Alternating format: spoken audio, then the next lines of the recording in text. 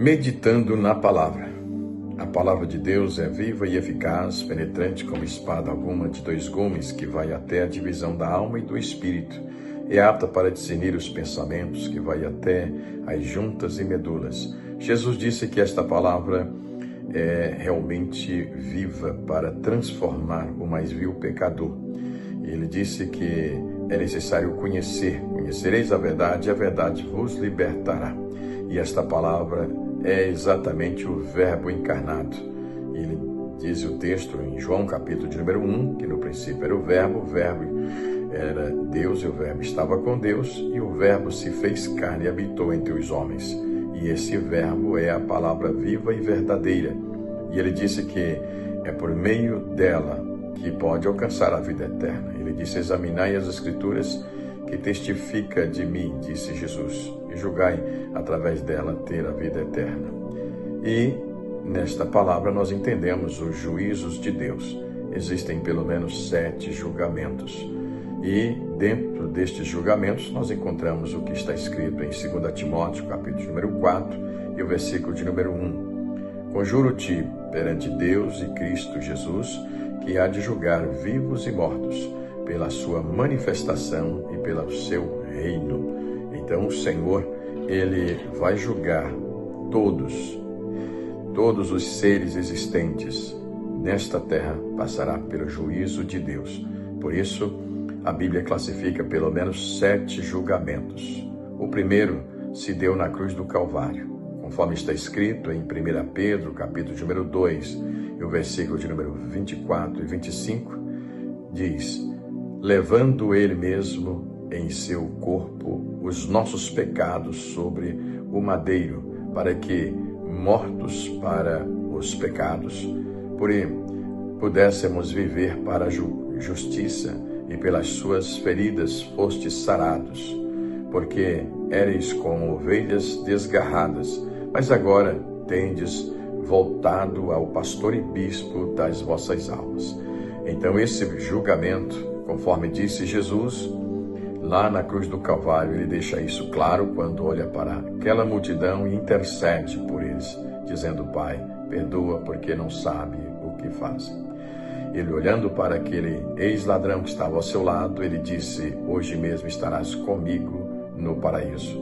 O julgamento de Deus aqui, propriamente dito, representa exatamente o que aconteceu nesse momento em que Jesus estava na cruz. E quando chega ao fim deste sacrifício, ele diz: está tudo consumado. Entrega o seu espírito. Ao terceiro dia ele ressuscita, trazendo a chave da morte, a chave do inferno, e declarando que o poder absoluto estava em suas mãos. Poder de julgar, de sentenciar, de libertar. Então nós entendemos que este julgamento se deu para consumar os nossos pecados. Mas ele deixou a responsabilidade sobre os nossos ombros hoje.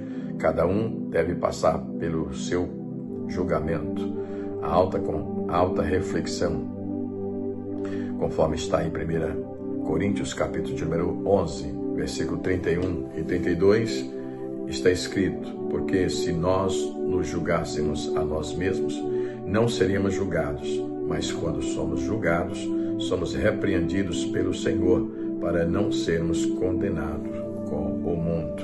Hoje, o segundo juízo está em evidência na vida de cada crente.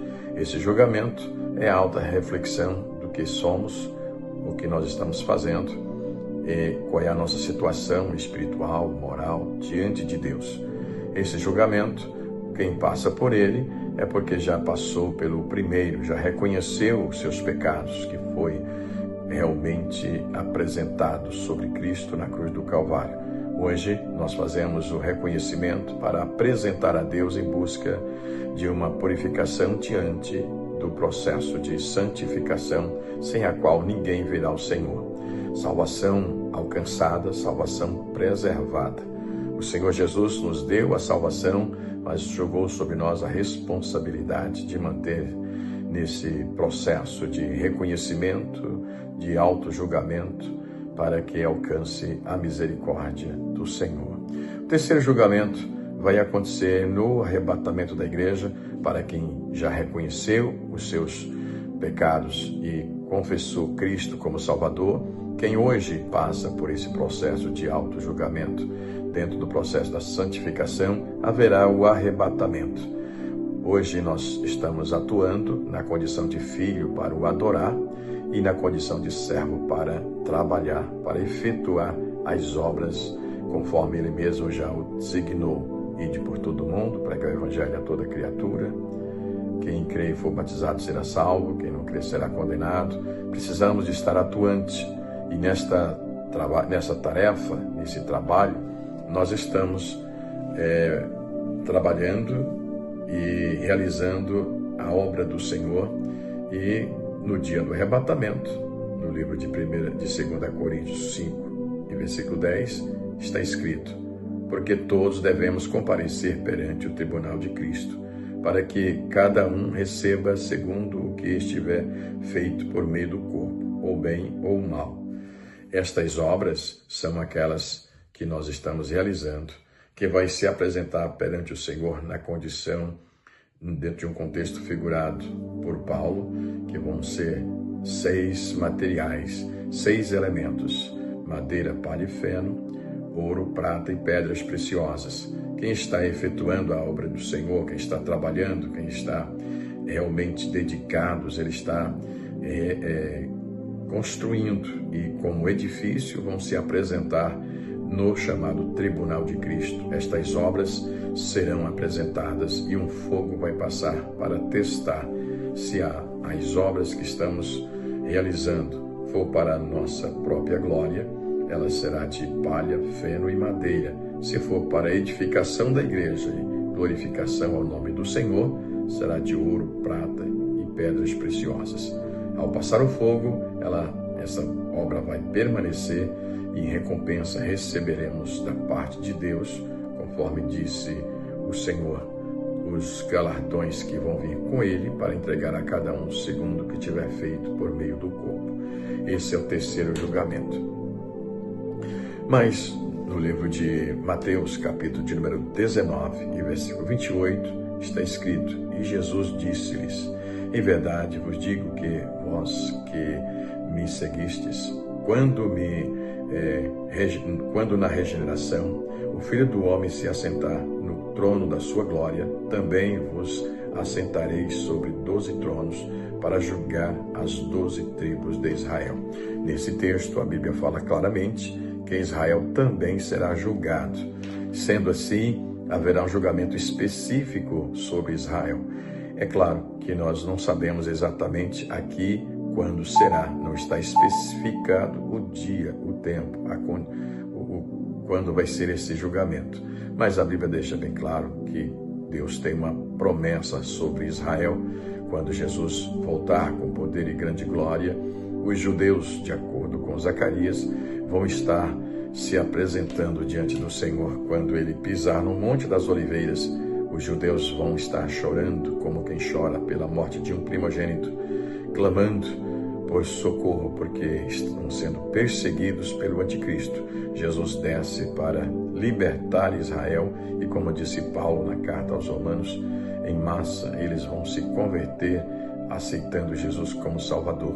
Então eles passarão por um processo de libertação e de salvação, cumprindo a promessa que Deus fez a Abraão e a sua descendência. Então aqui está um julgamento, o quarto julgamento, Israel.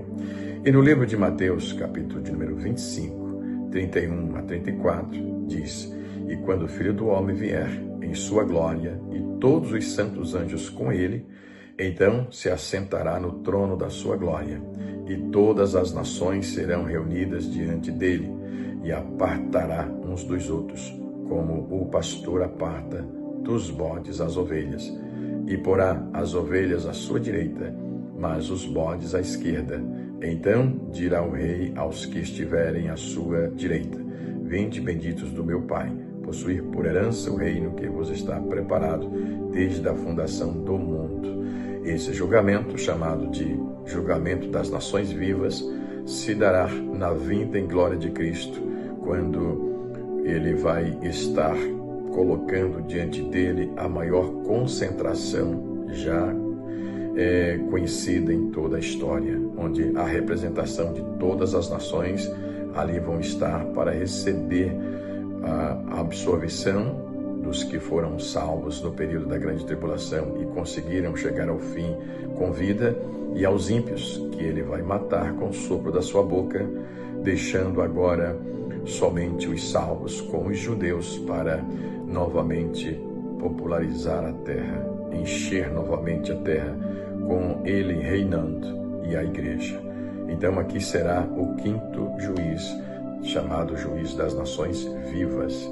O sexto está escrito em 1 Coríntios, capítulo de número 6, versículo 3, não sabeis vós que havemos de julgar os anjos, quanto mais as coisas pertencentes a esta vida, disse o apóstolo Paulo. Então haverá um julgamento dos anjos que nós não sabemos quando se dará, mas diz claramente a Bíblia que existem anjos caídos no espaço, em evidência na terra, e anjos presos, de acordo com o que disse o apóstolo Pedro e Judas. Estes anjos que estão presos serão soltos para comparecer perante um julgamento divino. O próprio Deus vai julgar. Esses anjos que vão ser julgados, é claro, não são os anjos de Deus, mas sim os anjos caídos, que perdeu o seu espaço no céu. Eles receberão a sua recompensa de sentença eterna, determinada pelo próprio Deus. Julgamento dos anjos. E este é o sexto juiz. E o sétimo e último está no livro de Apocalipse, capítulo de número 20, versículo de número 11 a 15, que diz: E vi um grande trono branco, e o que estava sentado sobre ele, de cuja presença fugiu a terra e o céu, e não se achou lugar para eles. E vi os mortos, grandes e pequenos, que estavam diante do trono, e abriram-se os livros, e abriram-se outro livro, que é o da vida, e os mortos foram julgados pelas coisas que estavam escritas nos livros, segundo as suas obras, e deu o mar os mortos que nele havia, e a morte e o inferno deram os mortos que neles haviam, e foram julgados cada um segundo as suas obras. E a morte e o inferno foram lançados no lago de fogo. Esta é a segunda morte. E aquele que não foi achado escrito no livro da vida foi lançado no lago de fogo. Este é o chamado julgamento final, diante de um grande trono branco, onde a terra e o céu vão desaparecer, ficando eles somente diante do trono de Deus, para receber a recompensa determinada por Deus, chamada de morte eterna, julgamento no juízo final. Esse julgamento vai ser na conclusão de todas as coisas.